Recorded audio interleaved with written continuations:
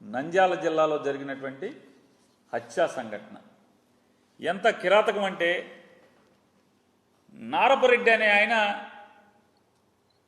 DSP గారికి, SI గారికి, CI గారికి, డిఎస్పీ గారికి, ఎస్పీ గారికి అందరికీ ఫోన్ చేస్తాడు. సార్, మా ఊళ్ళో తెలుగుదేశం నాయకులందరూ కూడా గుంపులుగా పోగేసుకుంటున్నారు, జమ అవుతున్నారు. మాకెందుకో ఊళ్ళో ఏదో జరుగుతుందని చెప్పని భయంగా ఉంది, హింస జరుగుతుందని భయంగా ఉంది, మీరు పోలీసులను పంపించండి సార్ అని చెప్పని పంపిస్తే, ఫోన్లు చేస్తే గంటలు గంటలు గడిచినా పోలీసు రారు.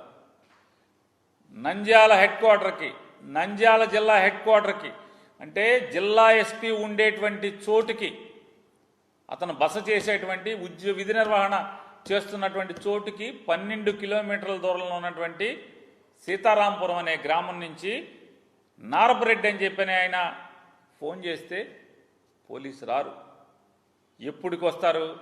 కొన్ని గంటలు గడిచిన తర్వాత ఒక ఎస్ఐ గారు, ఒక కానిస్టేబుల్ గారు, ఒక హోంగార్డ్ గారు వస్తారు. వచ్చి ఏం చేస్తారా అంటే ఈ నారపరెడ్డికి చెప్తారు, నువ్వు ఇక్కడ ఉండబాకు, నిన్ను చంపేస్తారు, మేము ఆపలేం, నువ్వు వెళ్ళి పోలీస్ స్టేషన్లో దాక్కో, నువ్వు అర్జెంట్కి వెళ్ళిపో పోలీస్ స్టేషన్కి, నువ్వు పోలీస్ స్టేషన్కి వెళ్ళిపోయి స్టేషన్లో కూర్చుని నాకు సెల్ ఫోన్లో ఫోటో తీసి వాట్సాప్లో నాకు పంపించు, నువ్వు వెళ్ళిపోయి ఇక్కడి నుంచి. విన్నామా మనం ఎక్కడన్నా? ఎప్పుడన్నా ఏ ప్రభుత్వంలో అయినా విన్నామా? ఈ రెడ్ బుక్ రాజ్యాంగంలో ఇది జరుగుతుంది. పోలీసులు అయ్యా నన్ను చంపుతున్నారని ఎస్పీకి ఫోన్ చేసి చెప్తే చంపటానికి ప్రిపేర్ అవుతున్నారు, వస్తున్నారని చెప్పని ఒక 3 గంటల తర్వాత ఎస్ఐ వస్తాడు, 2 పోలీసులను వెంపడి పెట్టుకొస్తాడు. నేను నిన్ను ఆపలేను, నువ్వు వెళ్ళిపోయి ఇక్కడి నుంచి. ఎస్ఐ గారు, ఒక పోలీసు సబ్ ఇన్స్పెక్టర్ గారు, నిన్ను కాపాడలేను, నిన్ను చంపేస్తారు, నువ్వు వెళ్ళిపో పోలీస్ స్టేషన్కి. పోలీస్ స్టేషన్కి వెళ్ళిపోయి నాకు వాట్సాప్లో ఫోటో దిగి నాకు పంపించు. రెడ్ బుక్ రాజ్యాంగం పోలీసు ఎలా ఉందో చూసుకోండి ఒకసారి. పాపం ఈ నారపరెడ్డి గారు పోలీస్ స్టేషన్కి వెళ్ళిపోతే ఈలోపు మొత్తం స్వైర వ్యవహారం. శ్రీనివాసరెడ్డి అనేటువంటి ఒక రౌడీ షీటరు, శ్రీనివాసరెడ్డి అనేటువంటి ఒక గూండా మందిని వేసుకుని, రౌడీ షీటర్లను వేసుకుని, కిరాతకులను వేసుకుని ఊరేగింపుగా కత్తులతో రాడ్లతో ఊరంపట ఊరేగుతూ బయలుదేరి ఎవరైతే ఈ నారపరెడ్డి ఇంటికి వస్తూ దారిలో నారపరెడ్డి లేడు, పోలీస్ స్టేషన్కి ఎస్ఐ పంపించేశాడని చెప్పని కౌరు తెలుసుకుని, మనం ఎవడొకడిని చంపాలని వచ్చాం కాబట్టి నారపరెడ్డి తప్పుకుంటే ఎవడొకడిని వేసేయాలని చెప్పని సుబ్బారాయుడు అనేటువంటి ఒక అమాయకుడు అనేటువంటి వైఎస్ఆర్ కాంగ్రెస్ పార్టీ నికార్సైన కార్యకర్తని హత్య చేయటం, అడ్డొచ్చిన అతని భార్యను కూడా పొడవటం, కత్తులతో పొడవటం. ఇది నిన్న నంద్యాలలో జరిగితే మొత్తం వాళ్ళు స్వైరవిహారం చేసి హత్య చేసేసి ఆ హతుడి యొక్క భార్యను పొడిచేసి వాళ్ళందరూ కూడా తాపీగా ఊరేగుతూ ఊరు దాటితే అప్పుడు ఎస్పీ గారు మళ్ళీ 3 చిల్లరకి ఫోన్ చేస్తాడు ఈ నారపరెడ్డి అని ఆయనకి. ఎలా ఫోన్ చేశావు కదా, బతికున్నావా అని. ఏం చేయాలి? ఈ 60 రోజులు రెడ్ బుక్ రాజ్యాంగం రాకముందు అయితే పోలీసులు ఏం చేసేవాళ్ళు? మొత్తం పరిగెత్తేవాళ్ళు, బెటాలియన్ పరిగెత్తేవాళ్ళు కదా.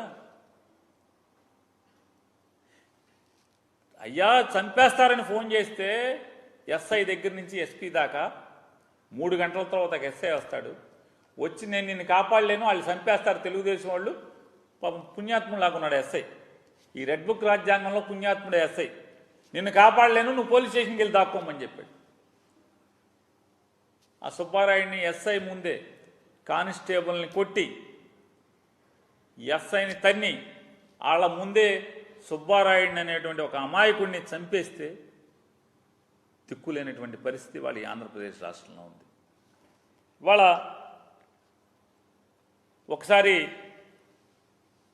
దానికి సాక్ష్యంగా ఒకసారి చూడండి, ఆ కాళ్ళేట నారపరెడ్డి ఆయన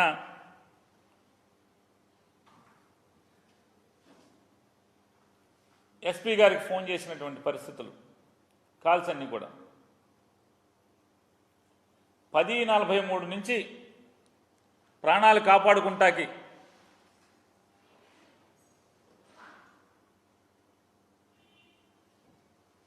చూడండి 3:20కి కానీ ఆయన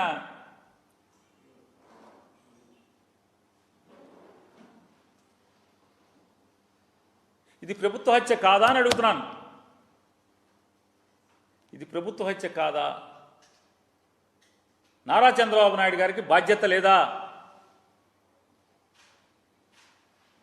ఈ రకంగా ప్రజలు మమ్మల్ని చంపేస్తారు, వస్తున్నారు చంపటాకని చెప్పని రాత్రి 10 గంటల నుంచి పోలీసుకి ఫోన్ చేస్తుంటే 10 గంటల చిల్లర నుంచి కాదు 10 గంటల చిల్లర నుంచే మర్డర్ జరిగింది 12 చిల్లర 1 గంటకి. ఆ టైంలో 10 గంటల చిల్లర నుంచే పోలీసుల కోసం, రక్షణ కోసం ఫోన్ చేస్తుంటే వాళ్ళు ఎప్పుడో 3 గంటల తర్వాత పోలీసు వస్తారు, వాళ్ళ ముందే మర్డర్ చేస్తారు. వాళ్ళందరూ వెళ్ళిపోయిన తర్వాత ఎస్పీ గారు నిద్రలేస్తాడు. అప్పుడు ఊళ్ళోకి శవాన్ని కాపలా కాయటం కోసం ఒక 100 మంది పోలీసులు పంపిస్తారు. చూడండి విచిత్రం, రెడ్ బుక్ పరిపాలన. అయ్యా మమ్మల్ని చంపేస్తారు కాపాడండి అని చెప్పని పోలీసులకు చెప్పుకుంటే పోలీసు రారు. నంద్యాల హెడ్ క్వార్టర్కి 12 కిలోమీటర్లు పోలీసులు రాలు. కానీ మర్డర్ చేసిన ముద్దాయిలందరూ కూడా ఊరేగుతూ ఊరు దాటి బయటికి వెళ్ళిపోతే, వాళ్ళు దాక్కుండా పరారైపోయి వెళ్ళిపోతే అప్పుడు శవాన్ని కాపలా కాయటం కోసం, అంటే ఒకవేళ వైఎస్ఆర్ కాంగ్రెస్ పార్టీ వాళ్ళు ఈ చంపేసినటువంటి ఆవేశంలో ఏమన్నా తిరగబడి తెలుగుదేశం వాళ్ళు ఇళ్ల మీదకి వెళ్తారని అనుకుంటా అప్పుడు వచ్చేసారు సార్ 100 మంది పోలీసులు. విచిత్రమైన పోలీసింగ్, కొత్త పోలీసింగ్. చంద్రబాబు నాయుడు గారు నీతులు చెప్తున్నారు కదా మీరు, పవన్ కళ్యాణ్ గారు, మీ పోలీసింగ్ ఇది. పోనీ ఇవాళ ఈనాడు పేపర్లో రాస్తారు, ఎవరో దొండగులు హత్య చేశారు. ఎవరా దొండగుడు? చూడండి, దొండగుడు ఎవరో రాయిటాకు చేతులు కూడా రావట్లా పాపం ఈనాడు పేపర్ వాళ్ళకి.